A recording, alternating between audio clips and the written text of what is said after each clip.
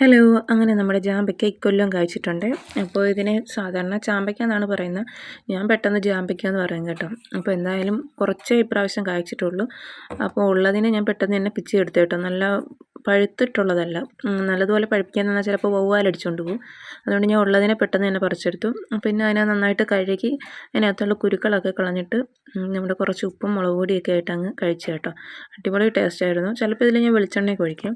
പണ്ട് എൻ്റെ കുട്ടിക്കാലത്ത് ഇത് ഇഷ്ടം പോലെ ഉണ്ടായിരുന്നു കേട്ടോ വീട്ടിൽ. വേറെ മരങ്ങളൊക്കെ ഉണ്ടായിരുന്നു.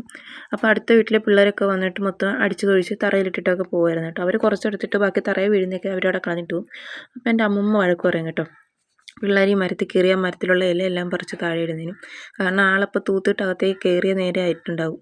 അപ്പോൾ ഞാൻ വഴക്ക് പറയാം, പിള്ളേർ തിന്നുന്നെങ്കിൽ തിന്നട്ടെ, എന്തിനും നമ്മളിങ്ങനെ വഴക്ക് പറയുന്നതെന്നൊക്കെ. പക്ഷേ അമ്മമ്മ ഇപ്പോൾ പോയി. അമ്മമ്മയും ഇല്ല, നമ്മുടെ ജാമ്പയ്ക്ക ഇപ്പോൾ ഒരുവിധം ഉള്ളതെല്ലാം പോയട്ടെ. ഇപ്പോൾ ഒറ്റ മരമേ ഉള്ളൂ.